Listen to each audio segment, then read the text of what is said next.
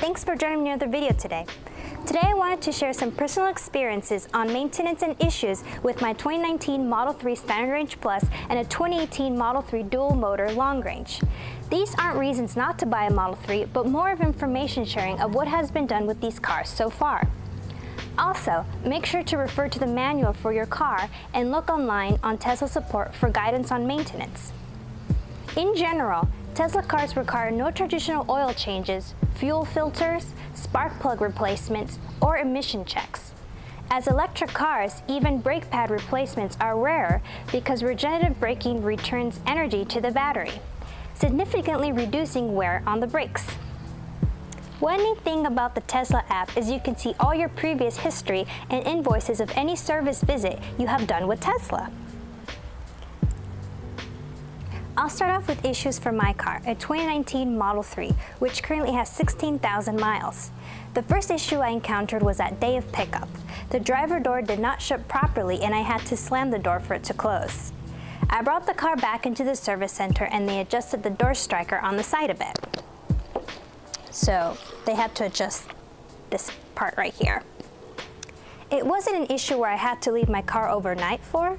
They adjusted this in a few minutes and then the door was able to shut properly. Fortunately, this has been the only issue I had to deal with. I did have to go in to get my charging port replaced, but that was due to a result from an accident when someone hit my rear driver door. I haven't had to pay for any of my services. My vehicle is still under my bumper-to-bumper warranty for 4 years or 50,000 miles. It is also under the drivetrain and battery warranty, which is 8 years or 100,000 miles. As far as maintenance goes, I get my tires rotated every 7,000 to 8,000 miles at a local tire shop. I'd recommend picking up some jack pads for your car.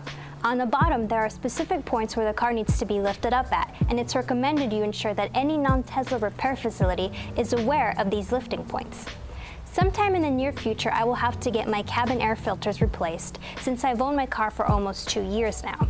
Each filter costs $17 directly from Tesla. That is basically all I have done and need to do for my vehicle thus far. On to the next car.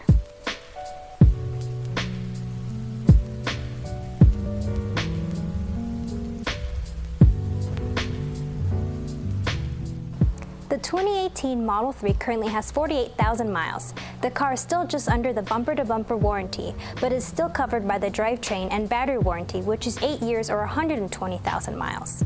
The roof glass had a weird flaw and an appointment was made with Tesla. They kept the car overnight and replaced the entire glass. The car used to have red colored glass, now it has more of a yellow colored glass. After 1 year of ownership, the car's touchscreen developed a yellow line across the display. Tesla Mobile Service came out to the house and replaced the entire screen. The owner also has noticed some rattling in the front part of the car, which was taken in for service. They held the car for a day or two and resolved the issue. Since we live in hotter climates, the 12-volt battery had to be replaced. It alerted the owner when it was low and needed servicing. This was actually an interesting experience because the car kept itself powered on until the owner had time to go to the shop. If this were a gas car, the battery would have needed to be jump-started to continue moving. So I just thought it was cool that the car realized the problem and acted accordingly. For this issue, they just went to the service center as a walk-in and had the 12-volt battery replaced. That is all for the issues this 2018 has faced. On a side note, another issue that is not Tesla related is unfortunately the windshield has been cracked by a rock 3 times. The freeways in Phoenix are not forgiving when it comes to random pebbles darting at your car. The owner decided to take the car to Tesla's service center, have them replace the windshield, and then the owner's insurance reimbursed them for the cost. As far as maintenance, they have their tires rotated every 7,000 to 8,000 miles, also at a local tire shop. They have also bought a set of new tires at around 40,000 miles. And recently, they replaced their cabin air filters. They chose not to go to the service center for this and opted to replace the filters themselves. I didn't get any footage, but when I do mine, I'll post a video about it. And that is all for the 2018 Model 3.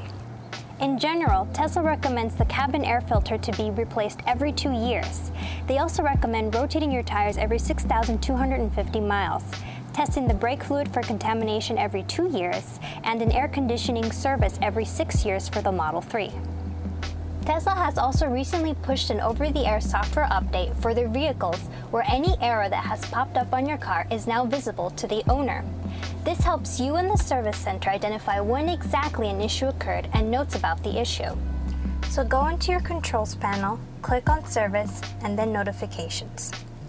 As you can see here, my tire is low, probably due to a nail or something, and it has logged all the alerts it has shown for the low air pressure. It also shows charging speed reduced. Also, if you click this arrow here, it'll bring you to a page in the manual and tell you what you should do to resolve the error. So if we click on air pressure, it takes us to the manual for tire pressure. Well, there you have some of my experiences with maintenance and issues for the Model 3. There was nothing that couldn't be resolved, and everything has been handled well so far. Just like any other car, Tesla isn't immune to having issues, but none of it has been a deal breaker. They're both great cars. That's all I have for you today, but stay for the rest of the video, because now it's time for my segment where Calla helps me review toy cars. And right here on this shelf, I have some of the cars that she's helped me review, including some Teslas, a Nissan Leaf, and even a Renault. Today we are reviewing the Bmw i3, an all-electric sedan. Alright, so a 2020 Bmw i3 starts at $44,450. It has an AC electric motor, a 42 kilowatt-hour high-voltage battery, and it is rear-wheel drive. It gets up to 153 miles of range and has a miles per gallon equivalent combined of 118. Its top speed is 93 miles per hour and is 0 to 60 in 7.2 seconds. Let's start opening this up.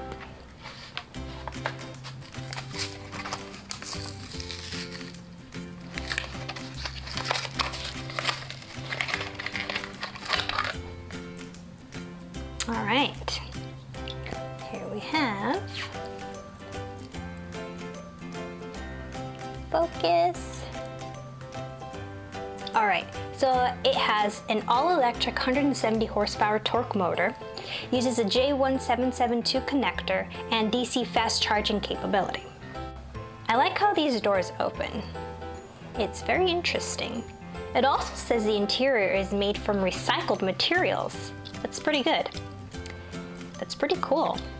I also like the size of the car. It's very compact, yet the interior looks very spacious.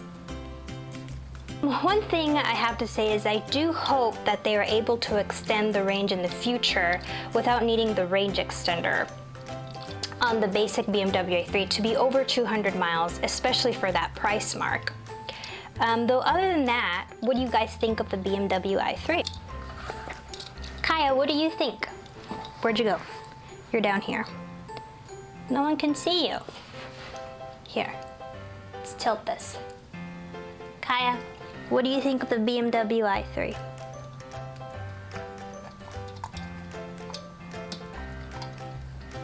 Interesting, very interesting. Do you have anything else to say? Maybe you have more details. Let's see. Would you buy one? Would you buy one of these? All right, now this microphone is gross. Well, Kaya approves. And if you understand dog, then you'll know what she said. Look at it, it's so cute. I love the mini versions of the electric vehicles. Kaya has reviewed another car, and now we can add it to the shelf. Right next to the Renault.